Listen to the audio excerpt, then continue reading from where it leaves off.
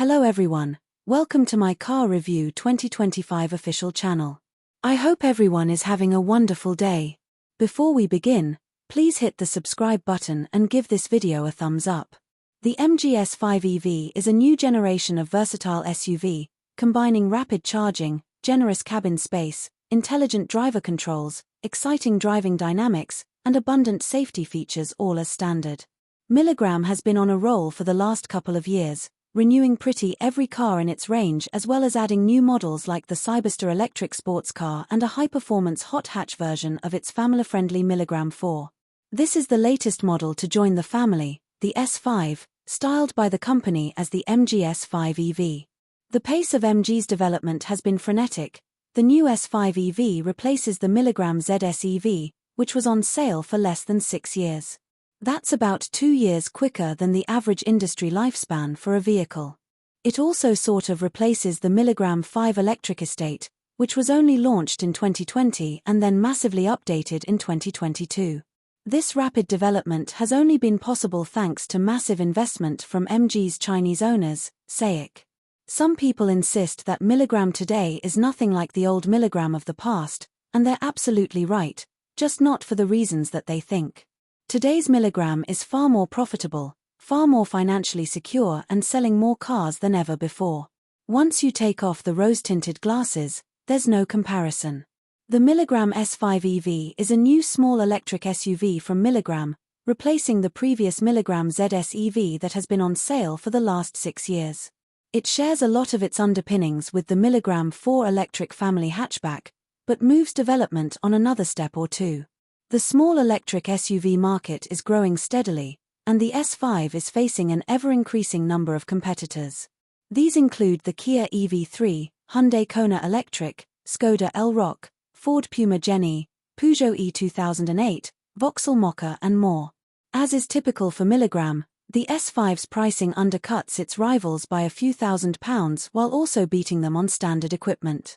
The S5 is a dedicated electric car, so there is no petrol or hybrid alternative. That job falls to the new Milligrom ZS, which is a similar size but based around a traditional petrol engine, with or without hybrid assistance. That means the company has been able to make the most of the packaging advantages of an EV, resulting in more cabin and boot space than in the ZS. This is a different approach to the likes of Stellantis, Vauxhall, Peugeot, Citroën, Fiat, etc., which tends to offer the same model in either fossil fuel or electric versions. Funnily enough, from certain angles, the nose of the Milligrom S5 looks a lot like the previous generation Hyundai Kona Electric. However, we suspect that you're going to see a lot more S5s than old Konas on the road before long. As is usual for Milligrom, there are 2 trim levels available on the S5 called SE and Trophy. Both trims have the same electric motor, but the SE is available with a choice of 2 battery sizes, a 49 kWh standard range version with 211 miles of battery range, and a 64 kWh long range that extends this to 298 miles and also bumps up the power from the electric motor. The Trophy is only available in long range, higher output form. The entry-level Milligrom S5 EV SE standard range is priced at £28,500, which steps up by an extra £2,500 to £31,000 if you want the long-range battery and a bit more power. However, the company expects 60% to 65% of sales to be the higher-spec Milligrom S5 EV Trophy model, which is priced at £33,500. In any of the 3 models, the only extra cost option is premium paint. The SE spec gets things off to a good start, with a full suite of safety systems, although we don't have a Euro NCAP safety score at time of writing, and connectivity features. The upholstery is cloth throughout, without electric adjustment or heating for either the seats or steering wheel. In the center of the dashboard is a 13-inch touchscreen for controlling infotainment systems, with a 10-inch screen in front of the driver for speed and other information. Trophy spec means getting 18-inch alloy wheels instead of 17-inch versions, plus faux leather seats with heating and electric adjustment for the driver, wireless phone charging, a couple more speakers for the stereo, privacy glass, 360-degree cameras and a few more bits. Have a read through the brochure before making a decision, but the higher spec Trophy certainly seems to be worth the extra £2,500 over the SE long range. In terms of warranty, Milligram has one of the best offerings in the market. You get a standard 7-year 100,000 new car warranty, which is equal to Kia and Omoda, and comfortably better than every other brand. Compared to the old ZS EV, the new S5 is a huge leap forward. The interior design, the quality of the materials, and the fit and finish are all significantly better than the old car. Even compared to the closely related Milligram 4, the S5 is a step up. Whereas the ZS felt good for a budget car, the S5 simply looks perfectly competitive with competitors from other brands. The cabin is a sea of drab grey plastic, which is a bit bland and a shame as the layout and design are quite good. There's a splashing of fake suede and fake carbon fiber, but they look like afterthoughts and don't enhance the overall ambience. There's no sunroof option on the S5, so it can feel a bit dark on a glum British day. The infotainment system and central touchscreen are a big improvement over previous Milligram models, which is welcome as it was very much needed. Most functions are controlled through the touchscreen, although heating and cooling functions have real buttons located in a strip underneath the screen. Wireless connection for Apple CarPlay and Android Auto are standard on all models, but only the Trophy gets wireless phone charging as well. A 10-inch digital screen replaces traditional analog gauges in front of the driver. As with most brands, many of the fonts are too small and manufacturers would do better to display less information more clearly, rather than trying to cram too much onto the screen. Helpfully, there's a new function called Milligram Pilot Custom that allows you to preset which EU nannies you'd like to disable on each journey. You still need to swipe and press every single time you start the car, but you can disable multiple functions in one go rather than having to switch them off individually. In other good news, the speed limit detection cameras seem to be improved over other MGS and many rival cars. We only had a short drive, but the system managed to avoid reading the wrong signs or ignoring valid signs. Small mercies, but we're stuck with this half-baked tech legislation now thanks to incompetent bureaucrats, so manufacturers need to make it work as well as possible. The cabin is spacious in both the front and rear, with more room than you'll find in many larger fossil fuel SUVs.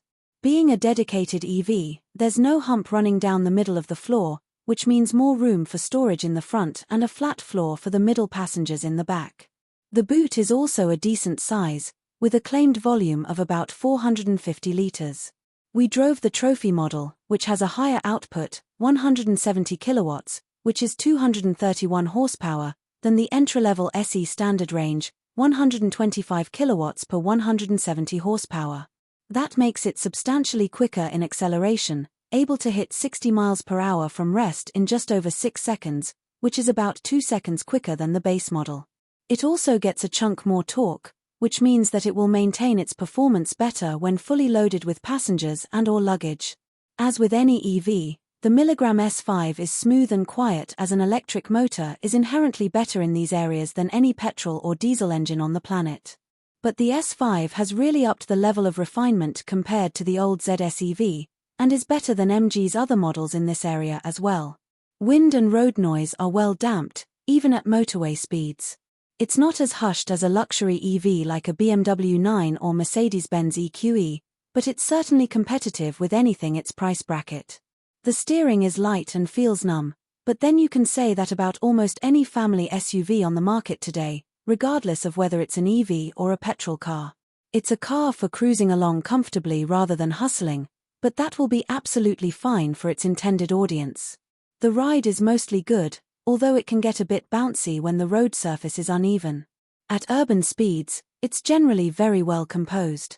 When speed picks up to motorway pace, it feels stable and unflustered by crosswinds, so longer trips should be fairly relaxing. As of April 2025, the Milligram S5 EV has not been assessed by Euro NCAP, so we can't give you a definitive answer of how safe it is. Euro NCAP testing assesses new cars over and above minimum legal safety requirements.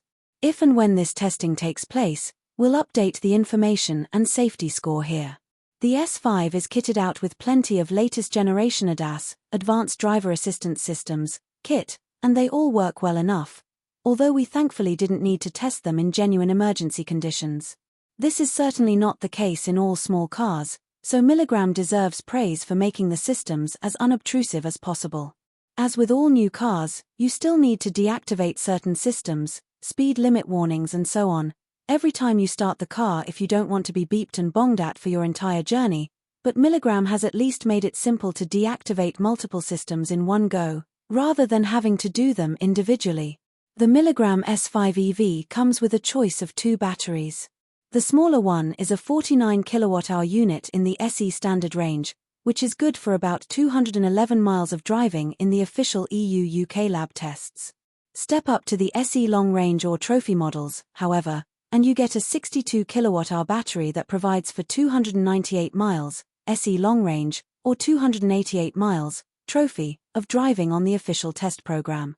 Knock 20% off both numbers, so about 170 miles and 240 miles, respectively, for cold conditions or harder driving, but if you're happy to be gentle with your right foot and spend most of your time in urban areas, you should get close to these numbers. Electrical efficiency, the EV equivalent of fuel economy in a petrol or diesel car, is only average, rating a C grade according to our unique expert rating index, although not that many other small electric SUVs are much better. There's no heat pump included or available, which means range may suffer in very cold conditions. While we wouldn't expect a heat pump to be included as standard, it's a shame that you can't pay extra for one. At public chargers, the S5 can accept a maximum charging speed of 150 kilowatts, which is better than many other small SUVs. Assuming you are plugged into a 150 kilowatts charger, that means that you can get a charge from 10% to 80% in less than half an hour. If you're charging at home with a 7 kilowatts wall box, a full charge from 0 to 100% will take about 8.5 hours for the 49 kWh battery and 11.5 hours for the 62 kWh battery. The charging port is in the left rear corner of the car, so you'll want to reverse into charging bays rather than driving in forwards. If you're charging at home, the S5 is short enough that your cable will probably reach the charging plug regardless of which way round you park. So what do you guys think about this update? Let me know in the comments below. And if you like my videos, please press like and subscribe for more. I'll see you guys next time.